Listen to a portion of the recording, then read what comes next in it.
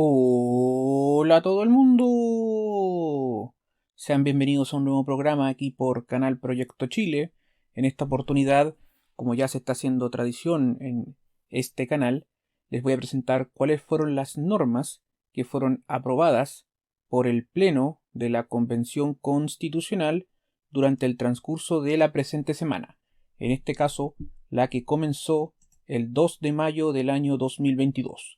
Pero antes, siempre es bueno recordar que Canal Proyecto Chile es un proyecto colaborativo donde participan Iracundo TV, que posee su canal de YouTube, donde todos los días viernes realiza un programa que es de un tono más relajado, a veces humorístico, y estos directos los respalda en twitch.tv/iracundotv, twitch.tv/iracundotv.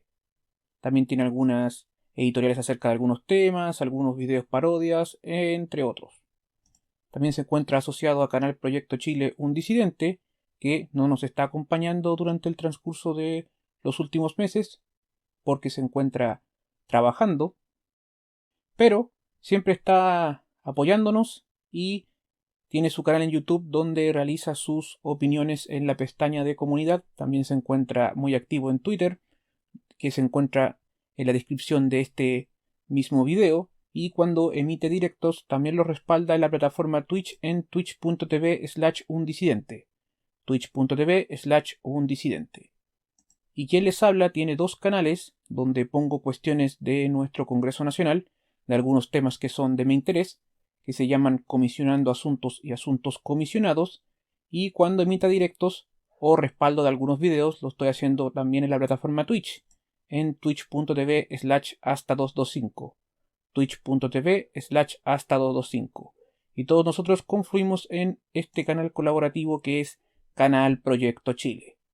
Antes de partir con los temas de este bife directo, como me gusta decir a mí, porque está en directo pero no está en vivo, sino que más bien en diferido, tengo que decirles de que aquí en Canal Proyecto Chile hemos activado la pestaña de unirse, por si nos quieren apoyar en este proyecto de canal colaborativo. Allí van a tener una suerte de beneficios que nosotros les proponemos, pero eso está en... Veremos también acerca de esos beneficios, que claramente los van a tener, pero estamos ahí viendo qué podemos ofrecer también en el mañana, y adicionalmente de ese modo nos pueden ayudar para que hagamos mejores videos y mejorar en cuanto a la calidad de este tipo de programas.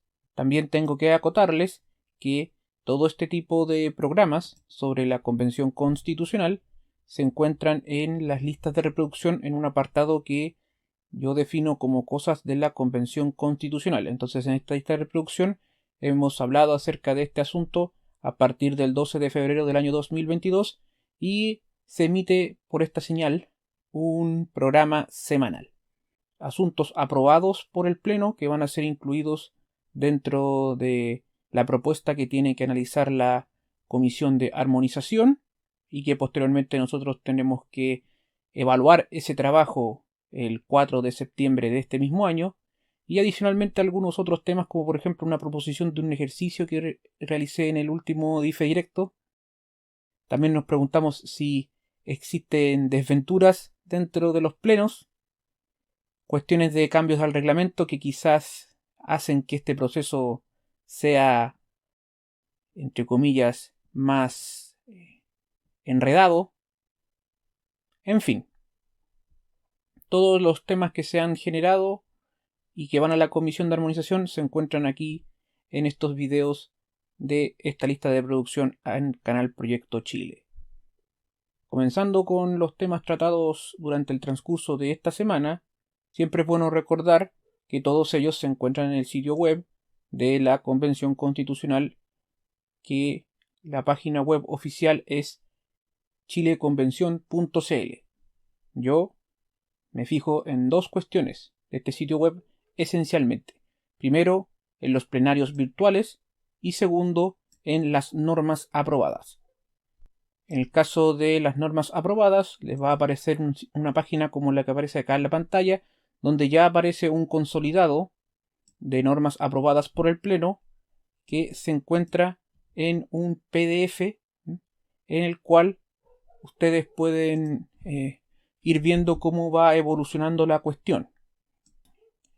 Pero en el caso específico de este tipo de programas nos basamos en qué es lo que se está aprobando por los plenos de cada comisión que aparecen aquí en la pantalla. Entonces, si nos vamos a la sección del pleno de la página web de la Convención Constitucional, ustedes pueden ver que el día lunes 2 de mayo se analizó lo siguiente. En primer término,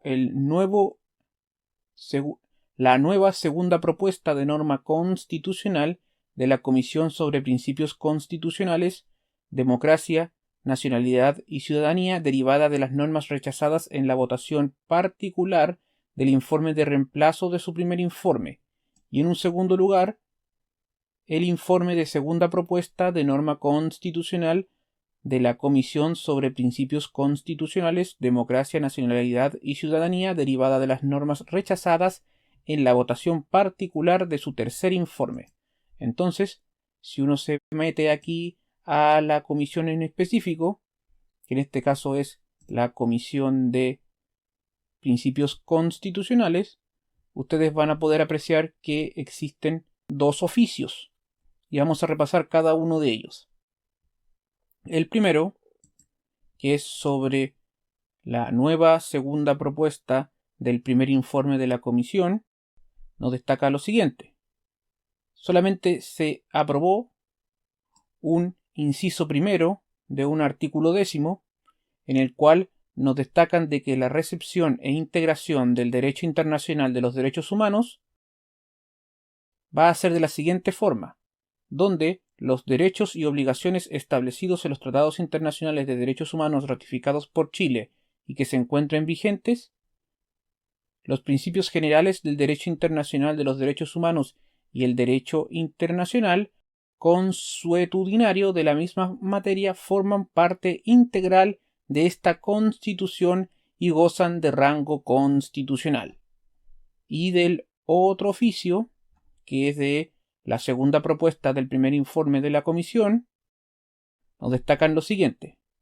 Primero, en un artículo primero, valga la redundancia, se aprueba el inciso segundo, donde nos dicen de que especialmente las personas mayores tienen derecho a obtener prestaciones de seguridad social suficientes para una vida digna, a la accesibilidad al entorno físico, social, económico, cultural y digital, a la participación política y social, a una vida libre de maltrato por motivos de edad, a la autonomía e independencia y al pleno ejercicio de su capacidad jurídica con los apoyos y salvaguardias que correspondan. También se aprobó un inciso tercero del artículo 6, donde existirá, de conformidad a la ley, un sistema nacional a través del cual se elaborarán, coordinarán y ejecutarán las políticas y programas destinados a atender las necesidades de trabajo, educación, vivienda, salud y cuidado de las personas con discapacidad. La ley garantizará que la elaboración, ejecución y supervisión de dichos planes y programas cuente con la participación activa y vinculante de las personas con discapacidad y de las organizaciones que las representan. De este mismo artículo se aprobó un inciso quinto donde nos dicen de que el Estado garantizará los derechos lingüísticos e identidades culturales de las personas con discapacidad, los que incluyen el derecho a expresarse y a comunicarse a través de sus lenguas y el acceso a mecanismos, medios y formas alternativas de comunicación. Asimismo, garantizará la autonomía lingüística de las personas sordas en todos los ámbitos de la vida. También se aprobó un inciso del artículo 10, del denominado como principio de no devolución, donde ninguna persona solicitante de asilo o refugiada será regresada por la fuerza a las fronteras del Estado donde su vida o libertad puedan verse amenazadas, corra riesgo de persecución o graves violaciones de los derechos humanos. Acá siempre me hago la misma pregunta. ¿Cuándo una violación a los derechos humanos no sería grave? Pero bueno, esa es una respuesta que algún día la sabré. También se aprueba un artículo 11 en su inciso tercero, donde nos dicen de que niñas, niños y adolescentes tienen derecho a vivir en condiciones familiares y ambientales que les permitan el pleno y armonioso desarrollo de su personalidad. El Estado deberá velar porque no sean separados de sus familias, salvo como medida temporal y último recurso en resguardo de su interés superior, en cuyo caso se priorizará un acogimiento familiar por sobre el residencial, debiendo adoptar todas las medidas que sean necesarias para asegurar su bienestar y resguardar el ejercicio de sus derechos y libertades. Y también, en torno a este mismo tenor, un inciso quinto donde nos dicen de que la ley establecerá un sistema de protección integral de garantías de los derechos de niños, niñas y adolescentes. Acá me gusta decir, entre paréntesis, SIC punto, a través del cual establecerá responsabilidades específicas de los poderes y órganos del Estado y su deber de trabajo intersectorial y coordinado para asegurar la prevención de la violencia contra niños, niñas y adolescentes y protección efectiva de los derechos de estos. El Estado asegurará por medio de este sistema que ante amenaza o vulneración de derechos existan mecanismos para su restitución, sanción y reparación. Entonces esto fue lo que se aprobó este 2 de mayo del año 2022. Durante el martes 3 de mayo solamente se habló y votó acerca del informe de reemplazo de la Comisión sobre Sistemas de Justicia, órganos autónomos de control y reforma constitucional, derivado del rechazo en general del tercer informe, que se suscitó el pasado 14 de abril, y lo aprobado por la Convención Constitucional en su pleno fue lo siguiente. Acá fue bastante extenso, así que en algunas partes de este asunto simplemente voy a leer los titulares. Por ejemplo, acerca del apartado de justicia ambiental, nos dicen de que los tribunales ambientales conocerán y resolverán sobre la legalidad de los actos administrativos en materia ambiental, de la acción de tutela de derechos fundamentales ambientales y de los derechos de la naturaleza, la reparación por daño ambiental y las demás que señale la Constitución y la ley. Las acciones para impugnar la legalidad de los actos administrativos que se pronuncien sobre materia ambiental podrán interponerse directamente a los tribunales ambientales sin que pueda exigirse el agotamiento previo de la vía administrativa. Ahí se aprobaron 3 incisos. Ahí el tercero no se los voy a leer para que sea un poco más rápido este asunto. También se aprobó el principio de paridad en órganos autónomos, donde todos los órganos autónomos se rigen por el principio de paridad. Se promueve la implementación de medidas de acción afirmativa, asegurando que al menos el 50% de su integración sean mujeres.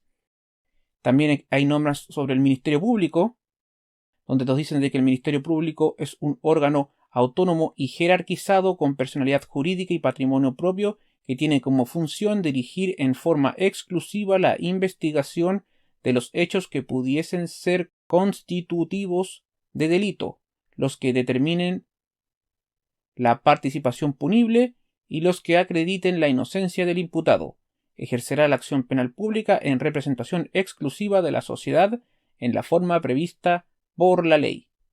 Acá te aparecen también algunas cuestiones, por ejemplo, que deberá velar por el respeto y promoción de los derechos humanos, que en ningún caso alguno podrá ejercer funciones jurisdiccionales, que el Ministerio Público podrá impartir órdenes directas a las fuerzas de orden y seguridad pública. Y también te dicen de que las actuaciones que amenacen, priven o perturben al imputado o a terceros del ejercicio de los derechos que esta Constitución asegura requerirán siempre de autorización judicial previa y motivada. También nos hablan de cómo va a ser la organización y atribuciones del Ministerio Público, donde una ley determinará ello, y ésta señalará las calidades y requisitos que deberán tener y cumplir los fiscales, aquí no me gusta decir las y los, para su nombramiento y las causales de su remoción. Los fiscales cesarán en su cargo al cumplir 70 años. Nos hablan también de que deberán ser las autoridades superiores, que va a existir un sistema de promoción y ascenso, etc. También nos hablan de que va a existir una fiscalía regional, existirá una fiscalía regional en cada región del país, sin perjuicio que la ley podrá establecer más de una por región. Acá hay 2 incisos más que fueron aprobados de ese artículo 5. Nos hablan acerca de la figura de fiscal regional.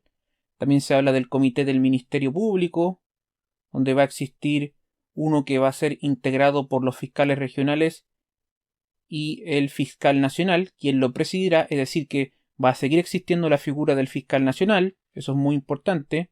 También nos hablan de quiénes van a ser los fiscales adjuntos del Ministerio Público, sobre la rendición de cuentas y otros asuntos también de interés.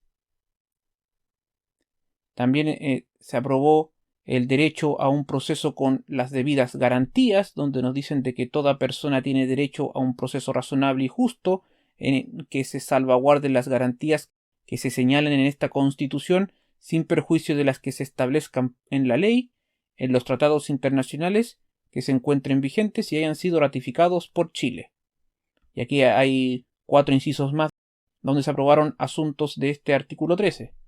También existen las garantías procesales penales, donde toda persona tiene derecho a las siguientes garantías procesales, que aquí están enumeradas hasta la letra L, de la A a la L. También te hablan del derecho a asesoría jurídica gratuita.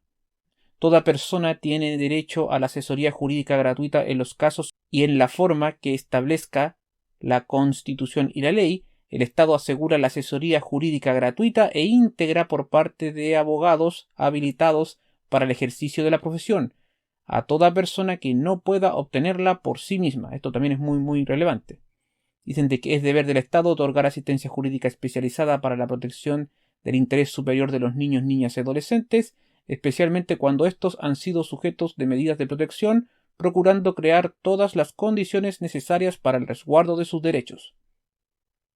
También te hablan en un artículo 19 del Servicio Integral de Acceso a la Justicia, que va a ser un organismo desconcentrado de carácter técnico denominado Servicio Integral de Acceso a la Justicia, que tendrá por función prestar asesoría, defensa y representación letrada de calidad a las personas, así como también brindar apoyo profesional de tipo psicológico y social en los casos que corresponda. La ley determinará la organización, áreas de atención, composición y planta del personal del Servicio Integral de Acceso a la Justicia, considerando un despliegue territorialmente desconcentrado. También se habla de la figura de la Defensoría Penal Pública, donde la Defensoría Penal Pública es un organismo autónomo con personalidad jurídica y patrimonio propio que tiene por función proporcionar defensa penal a los imputados por hechos que pudiesen ser constitutivos de delito, que deban ser conocidos por los tribunales con competencia en lo penal desde la primera actuación de la investigación dirigida en su contra y hasta la completa ejecución de la pena que le haya sido impuesta y que carezcan de defensa letrada. Aquí también se aprobó un inciso tercero donde la ley determinará la organización y atribuciones de la Defensoría Penal Pública, debiendo garantizarse su independencia externa.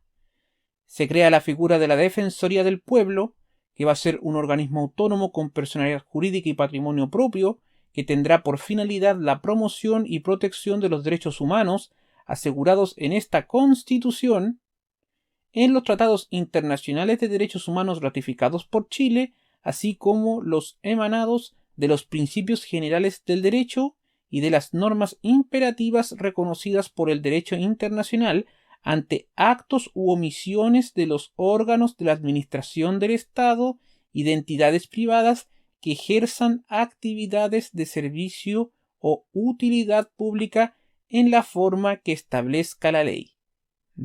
Es interesante que le pongan aquí el concepto identidades privadas. Va a ser interesante si es que esto llega a aprobarse o si es que esto llega a generarse en el futuro, que cosas les van a incluir a la ley en particular. Y si eso va a chocar con algunas de las otras cuestiones que están siendo aprobadas por esta Constitución. Obviamente siempre hay que decir de que esto dependerá del voto de cada uno de nosotros. en el plebiscito de salida. La Defensoría del Pueblo tendrá defensorías regionales que funcionarán en forma desconcentrada en conformidad a lo que establezca su ley. La ley determinará las atribuciones, organización, funcionamiento y procedimientos de la Defensoría del Pueblo. Otro asunto importante, que no me olvido, no me olvido, acá nuevamente el concepto de el pueblo, porque si existen pueblos originarios, no debiese de ser los pueblos de Chile. En ese caso sería la Defensoría del Pueblo chileno o, no sé, Defensoría de los Pueblos de Chile. ¿Quién vio el mañana en torno a ese tenor? También te hablan de las atribuciones que va a tener esta Defensoría del Pueblo, que son las que aparecen aquí en la pantalla. No se las voy a leer para que ustedes no nos aburran con este video. También nos dicen en el artículo 28, en su inciso segundo, que existirá un Consejo de la Defensoría del Pueblo, cuya composición, funcionamiento y atribuciones será determinado por ley. También nos hablan de que las personas propuestas por las organizaciones deberán cumplir los requisitos de probada idoneidad y trayectoria en la defensa de los derechos humanos, que este defensor del pueblo durará por un periodo de 6 años en el ejercicio del cargo sin posibilidad de reelección al cesar su mandato, y durante los 18 meses siguientes no podrá optar a ningún cargo de elección popular ni de exclusiva confianza de alguna autoridad. También nos dicen de que este defensor del pueblo va a gozar de inamovilidad en su cargo y será inviolable en el ejercicio de sus atribuciones, y que cesará en su cargo por cumplimiento de su periodo, por condena por crimen o simple delito, renuncia, enfermedad incompatible con el ejercicio de la función y por remoción. Podrá ser removido por la Corte Suprema por notable abandono de deberes en la forma que establezca la ley. También va a seguir existiendo la Defensoría de los Derechos de la Niñez, tal como destaca aquí el artículo 29. Esa era una preocupación que tenía la actual titular de este cargo. Aquí aparece que seguirá siendo parte como organismo autónomo con personalidad jurídica y patrimonio propio. Va a existir una Defensoría de la Naturaleza, que va a tener esta misma figura, que es un organismo autónomo con personalidad jurídica y patrimonio propio, que tendrá por finalidad la promoción y protección de los derechos de la naturaleza, de los derechos ambientales asegurados en esta Constitución y los tratados internacionales ambientales ratificados por Chile frente a los actos u omisiones de los órganos de la administración del Estado y de entidades privadas. La Defensoría de la Naturaleza tendrá defensorías regionales que funcionarán en forma desconcentrada en conformidad a lo que establezca su ley. La ley determinará las atribuciones, organización, funcionamiento y procedimientos de la Defensoría de la Naturaleza. Y acá es complejo porque pueden haber choque de intereses, pero bueno. Sigamos adelante. También va a existir lo que se define como la Agencia Nacional del Agua, que es un órgano del mismo tenor que los anteriores, que se organizará desconcentradamente, cuya finalidad es asegurar el uso sostenible del agua para las generaciones presentes y futuras, el acceso al derecho humano al agua y al saneamiento, y la conservación y preservación de sus ecosistemas asociados. Acá es interesante porque en este caso no existe lo que hemos visto en algunas partes de la Constitución anteriores, que es el concepto de restauración, porque eso sí sería complejo. Ahí sí que nos meteríamos en un berenjenal bajo mi óptica.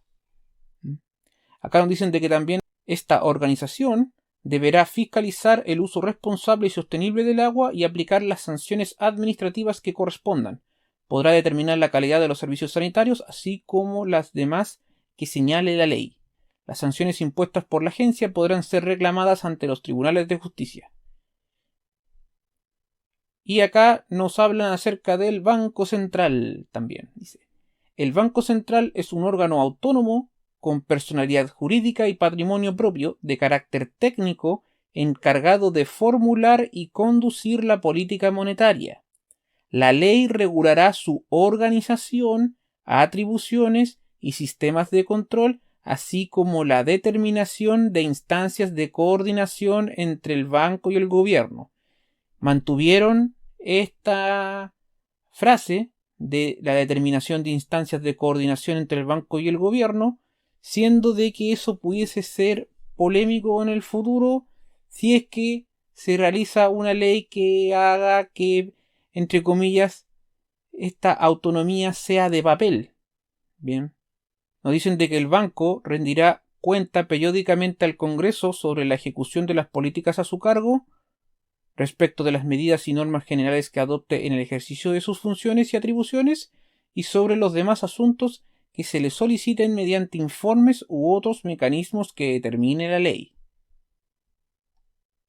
También te hablan acerca del Consejo del Banco Central, esto lo vamos a saltar un poquito, y sobre que la ley determinará los requisitos, responsabilidades, inhabilidades e incompatibilidades para los consejeros del banco.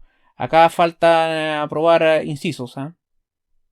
Eso claramente es así. También te hablan de la Contraloría General de la República, que es un órgano técnico autónomo y con personalidad jurídica y patrimonio propio, encargada de velar por el cumplimiento del principio de probidad en la función pública, ejercer el control de constitucionalidad y legalidad de los actos de la administración del Estado, incluidos los gobiernos regionales, locales y demás entidades, organismos y servicios que determine la ley.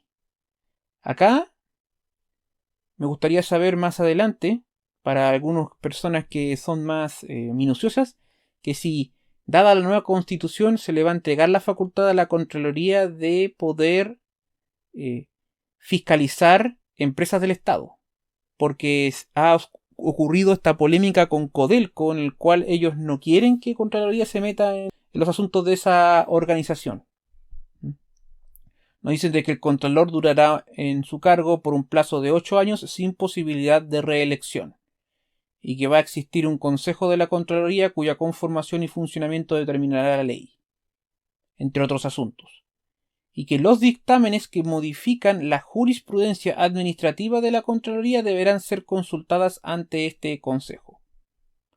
También nos hablan acerca de cuestiones del control de constitucionalidad y legalidad de la Contraloría, donde se destaca que en ningún caso dará curso a los decretos de gastos que excedan el límite señalado en la Constitución o la ley, y remitirá copia íntegra de los antecedentes al Congreso. Se habla del asunto de la toma de razón de los decretos, resoluciones y otros actos administrativos. Sin embargo, deberá darles curso cuando el presidente insista con la firma de todos sus ministros, debiendo enviar copia de los respectivos decretos al Congreso.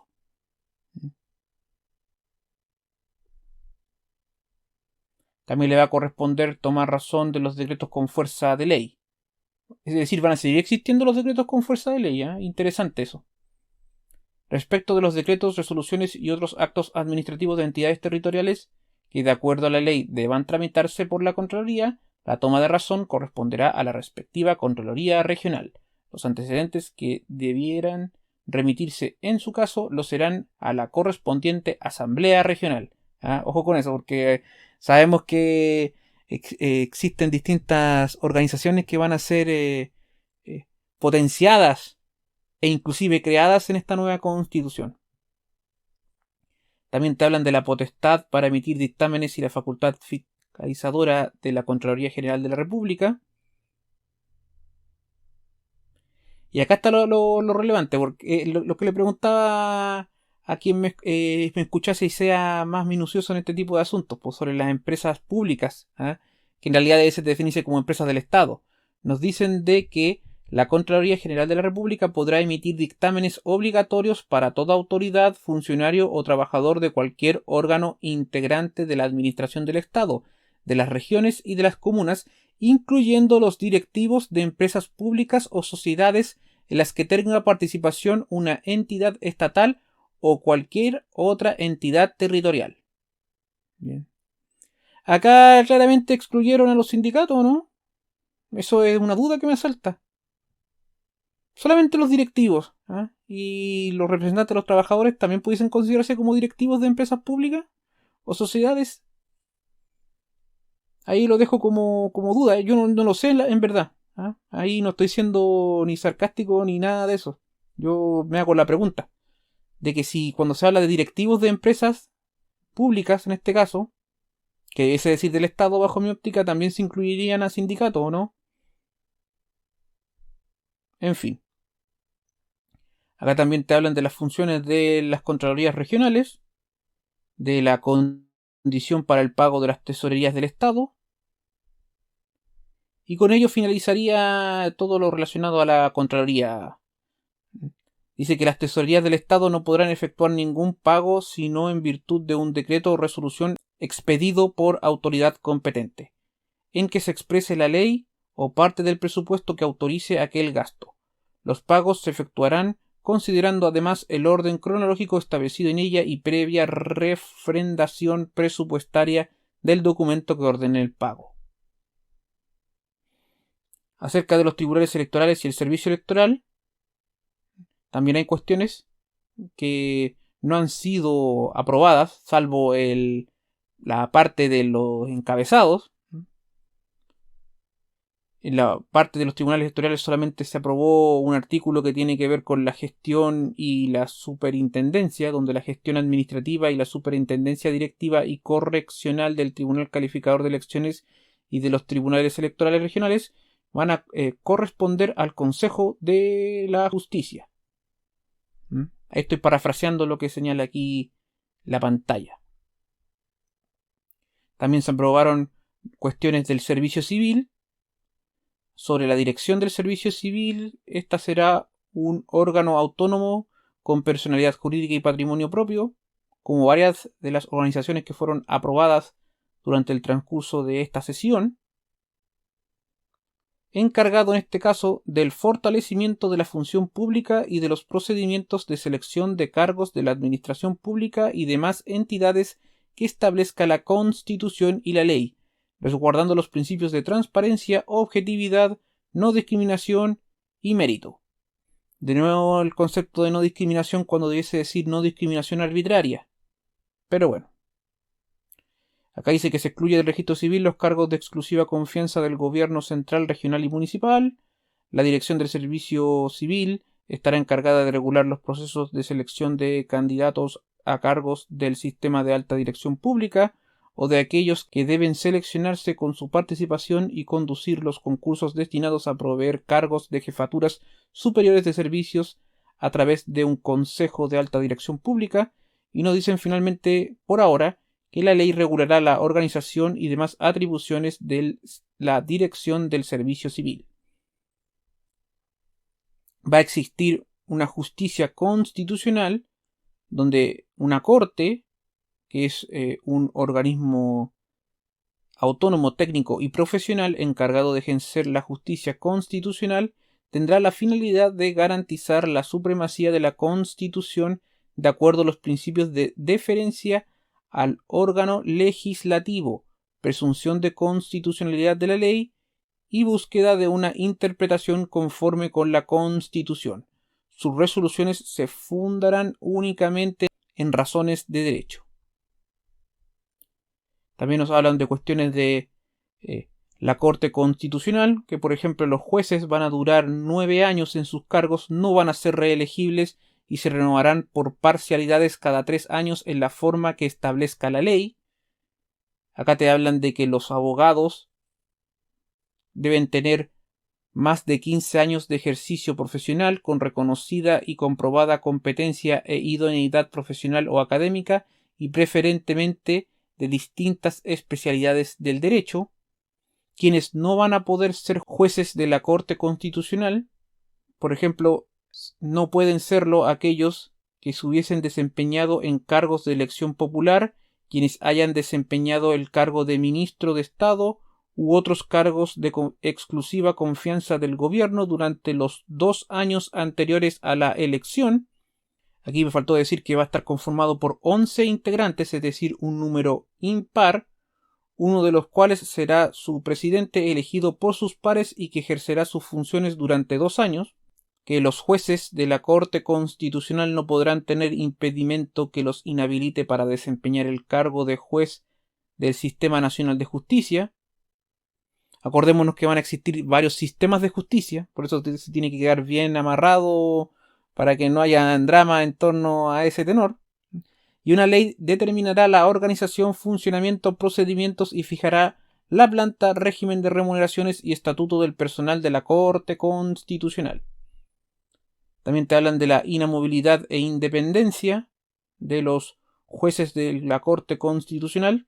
Ahí claramente yo obvio esa mala manera de hacer las cosas bajo mi óptica, que hablar de los jueces y juezas y cuestiones por el estilo, porque a mí se me hace más fácil hablar de ese modo.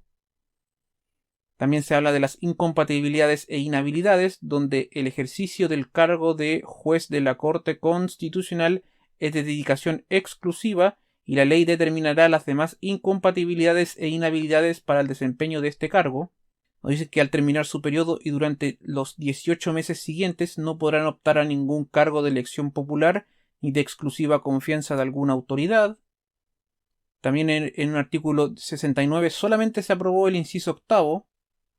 Acá me falta más contexto para darles a entender y de qué se trata esto de que el procedimiento, el quórum y la legitimación activa para el ejercicio de cada atribución se determinará por ley. Acá le ponen por la ley, pero no dice decir por ley. También te hablan de cómo van a ser las sentencias de la Corte Constitucional y sus efectos. Las sentencias de la Corte Constitucional se adoptarán en sala o en pleno por la mayoría de sus integrantes, sin perjuicio de las excepciones que establezca la Constitución o la ley.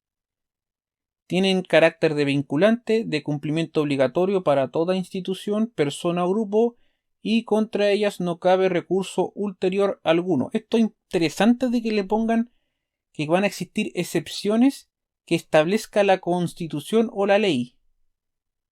Ahí para los leguleyos, ahí, ¿qué les parecerá esta situación? La Corte Constitucional solo podrá acoger la inconstitucionalidad o la inaplicabilidad de un precepto cuando no sea posible interpretarlo de modo de evitar efectos inconstitucionales.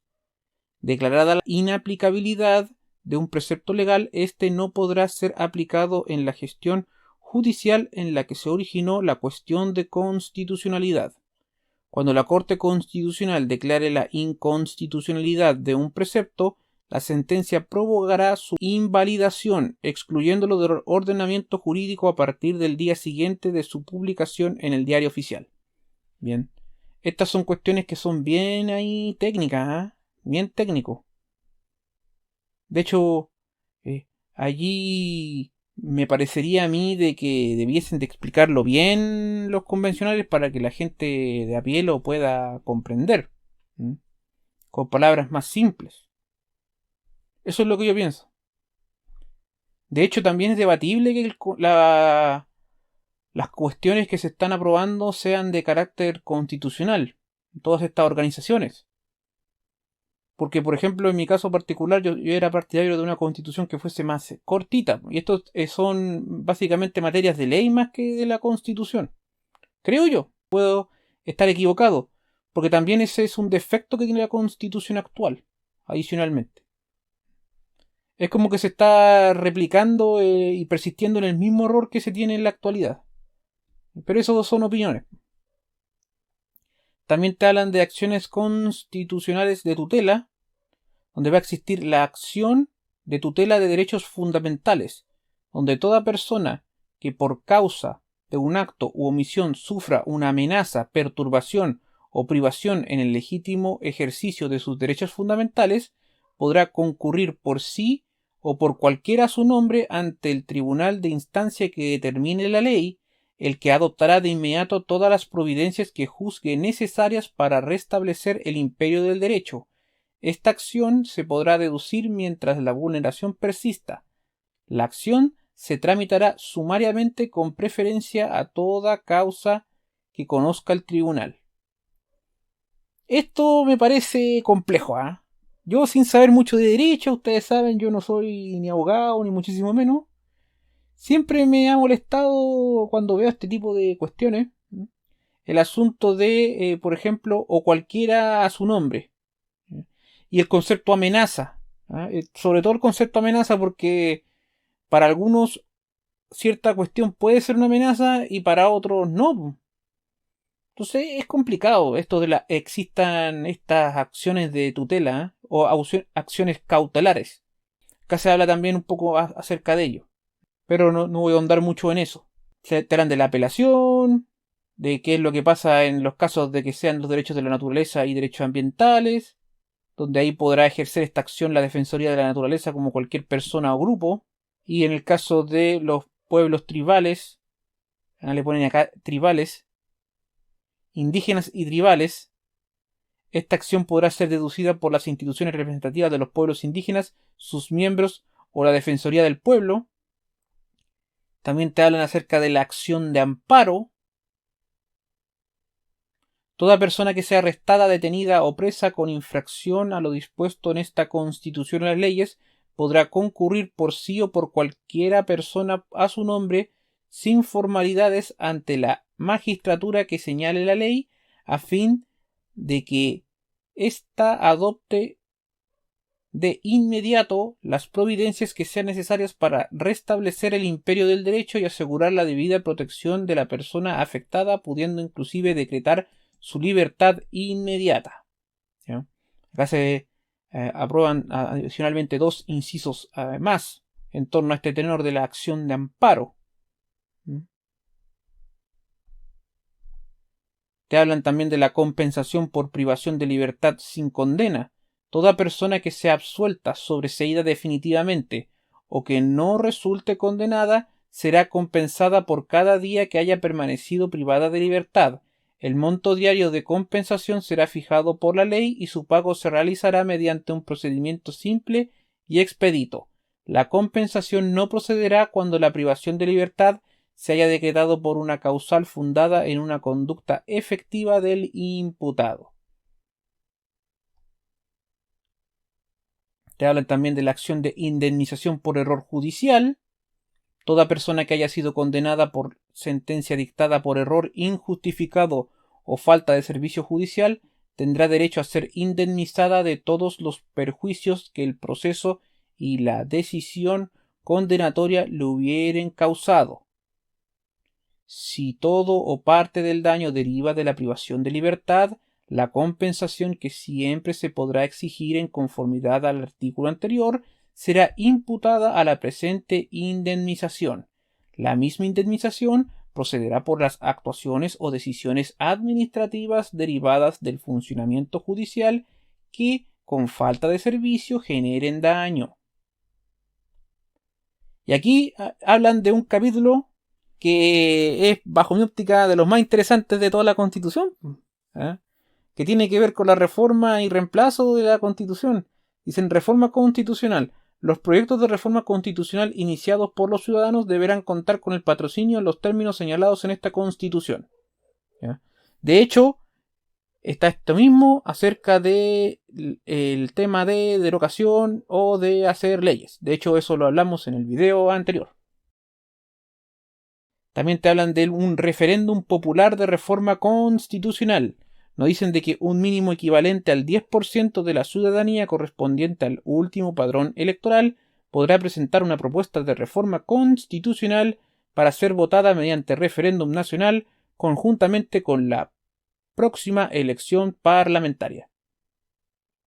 Existirá un plazo de 180 días desde su registro para que la propuesta sea conocida por la ciudadanía y pueda reunir los patrocinios exigidos. Acá les falta un inciso tercero que no fue aprobado en esta ocasión, porque se van directamente a un inciso cuarto, donde nos dicen de que la propuesta de reforma constitucional se entenderá aprobada si la alternativa de modificación ganadora alcanza la mayoría de la votación respectiva. Y en el inciso quinto también nos dicen de que es deber del Congreso y de los órganos del Estado descentralizados dar adecuada publicidad a las propuestas de reforma que se someterán a referéndum. Acá creo que está mal redactado, dice a la o las propuestas. Debiese decir simple y llanamente o lisa y llanamente las propuestas. Pero bueno, en fin, eso también es interesante, pero ¿incluirá lo que se define en esta Constitución como derechos fundamentales? Nadie vio el mañana. Eso está en un artículo que no está en este informe, que aprobó la comisión y que está para otro informe que tiene que verse en el pleno. Fue aprobado hace algunas semanas.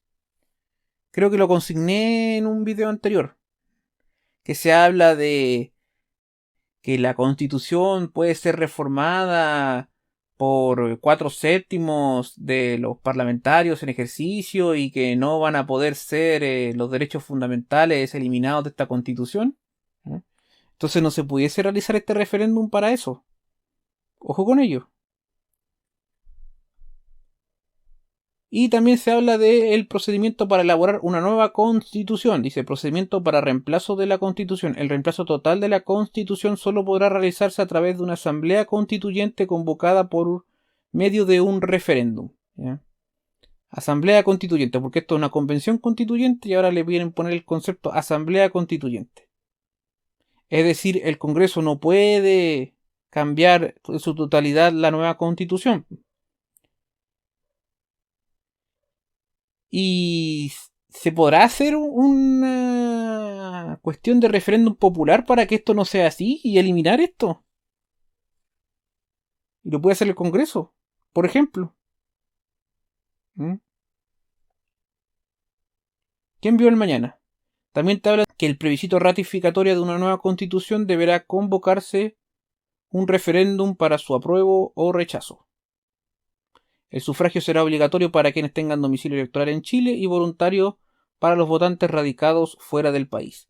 Para que la propuesta sea aprobada deberá obtener el voto favorable de más de la mitad de los sufragios válidamente emitidos. Si la propuesta de nueva constitución fuere aprobada en el plebiscito, se procederá a su promulgación y correspondiente publicación. Bien. Acá lo que pasa es que tiene que armonizarse con lo que se destaca en otro artículo acerca de que las personas con derecho a voto y todo eso.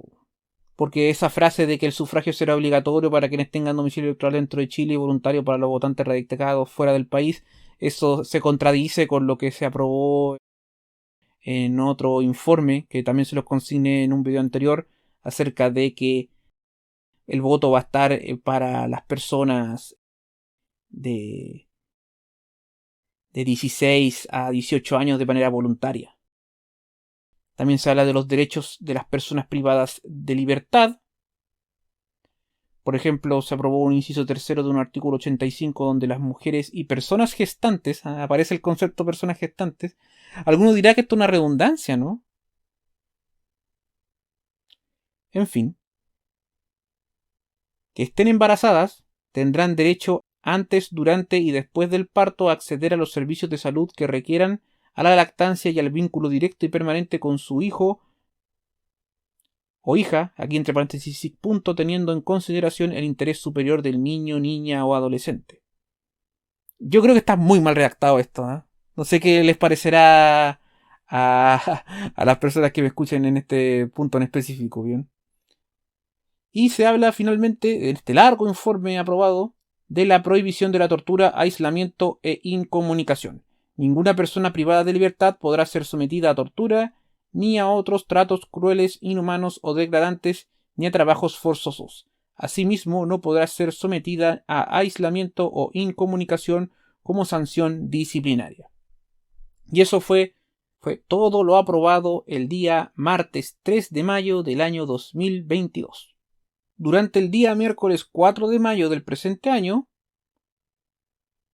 el Pleno de la Convención Constitucional solo alcanzó a votar el informe de segunda propuesta de norma constitucional de la Comisión sobre Derechos Fundamentales derivada de las normas rechazadas en la votación particular del informe de reemplazo de su primer informe con fecha de 30 y 31 de marzo relativo a las definiciones generales sobre derechos fundamentales y sobre derechos civiles y políticos. Esto debido a que el segundo punto se siguió votando durante el día jueves 5 de mayo, que era el informe de segunda propuesta de norma constitucional de la Comisión de Forma de Estado, Ordenamiento, Autonomía, Descentralización, Equidad, Justicia Territorial, gobiernos locales y organización fiscal, derivada de las normas rechazadas en la votación particular de su tercer informe el pasado 12 de abril. Y lo aprobado en esta oportunidad en el segundo punto de esta tabla fue lo siguiente. En el caso de un artículo primero sobre los derechos fundamentales, los derechos fundamentales son inherentes a la persona humana, universales, inalienables, indivisibles e interdependientes. El pleno ejercicio de estos derechos es esencial para la vida digna de las personas y los pueblos, la democracia, la paz y el equilibrio de la naturaleza. También te hablan del financiamiento de los derechos fundamentales, el financiamiento de las prestaciones estatales vinculadas al ejercicio de los derechos fundamentales propenderá a la progresividad. También se aprobaron incisos de un artículo 10 donde nos dicen de que ninguna persona puede ser arrestada o detenida sino por orden judicial, salvo que fuera sorprendida en delito flagrante. La persona arrestada o detenida deberá ser puesta a disposición del tribunal competente en un plazo máximo de 24 horas. Se le deberán informar de manera inmediata y comprensible sus derechos y los motivos de la privación de su libertad. Además, tendrá derecho a comunicarse con su abogado o quien estime pertinente. Ninguna persona puede ser arrestada o detenida sujeta a prisión preventiva o presa, sino en su domicilio o en los lugares públicos destinados a este objeto. Su ingreso deberá constar en un registro público. No existirá la detención por deudas, salvo en caso de incumplimiento de deberes alimentarios. En el caso de este cuarto inciso, esto también entra como en colisión con lo que actualmente pasa con un estado de excepción constitucional, o no sé, o con un estado de sitio también, que es el más elevado dentro de los estados de excepción constitucional. En fin, también te hablan del derecho a la autonomía y al libre desarrollo de la personalidad. Toda persona tiene derecho a su autonomía personal, al libre desarrollo de la personalidad, identidad y de sus proyectos de vida. Hay un artículo 16 que se aprobó el inciso tercero, donde el Estado reconoce y garantiza el derecho de las personas a beneficiarse del progreso científico para ejercer de manera libre, autónoma y no discriminatoria sus derechos sexuales y reproductivos. La ley regulará el ejercicio de estos derechos.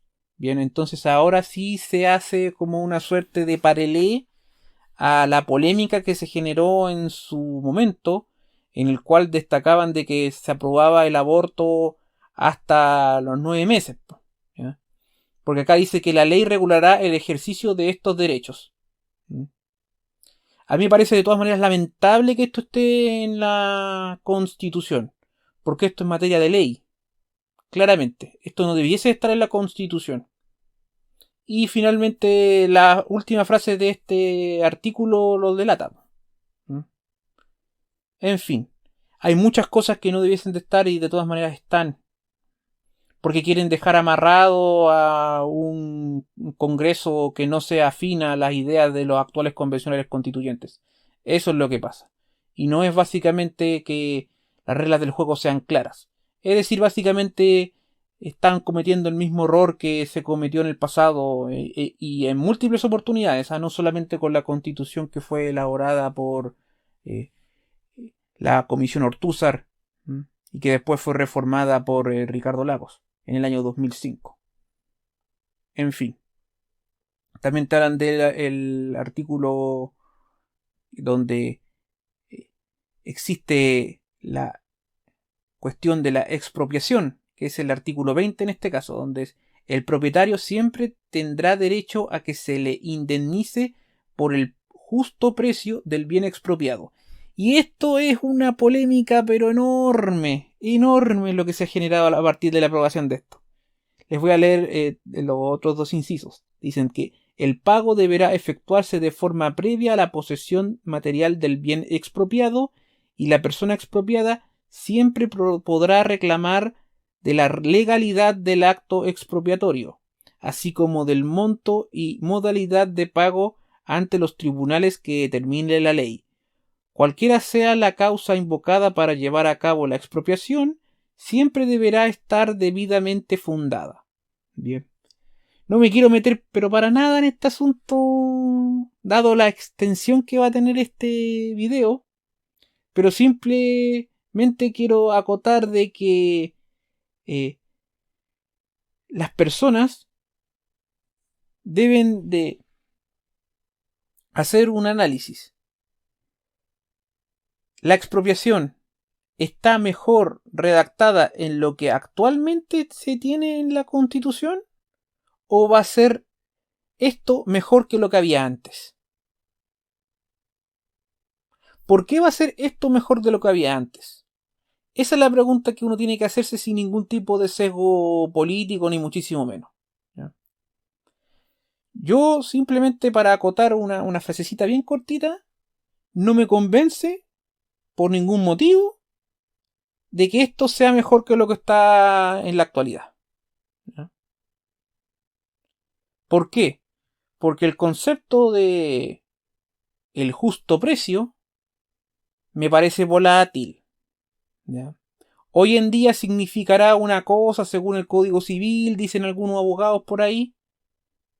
Te hablan de jurisprudencia, ¿no?, en torno a este tenor, pero nadie vio el mañana. Entonces, si tú quieres meter esto en la Constitución, debe de ser algo rígido, que tenga la menor cantidad de interpretaciones posibles. Y por eso que ustedes hacen la comparación con el texto que actualmente se encuentra en la Constitución, se ve esto mejor resguardado. ¿Ya? No voy a dar mi opinión política al respecto porque sería muy duro al respecto. ¿Eh? Pero dejémoslo con la pregunta planteada. ¿Es mejor esto que lo que había en la actualidad? ¿Sí o no? Y si es la respuesta sí, ¿por qué lo es? Yo estoy dando mi argumento de por qué no lo veo como que es mejor que lo que hay actualmente. En fin. Y para rematarla, en este artículo 21 te hablan de el derecho a las tierras, territorios y recursos.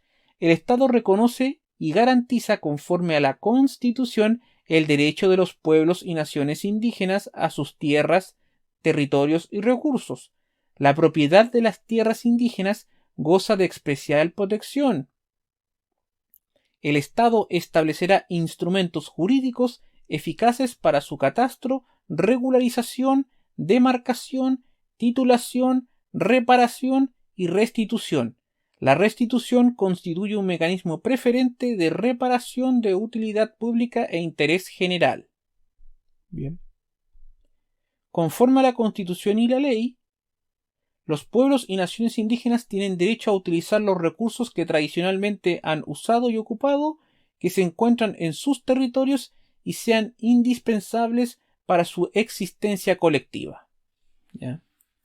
¿Y por qué no aparece un artículo de similares características para una persona que no sea de un pueblo o de nación indígena con respecto a lo que ellos tienen como propiedad privada en un territorio bien acotado, como puede ser inclusive tu hogar? ¿Ya?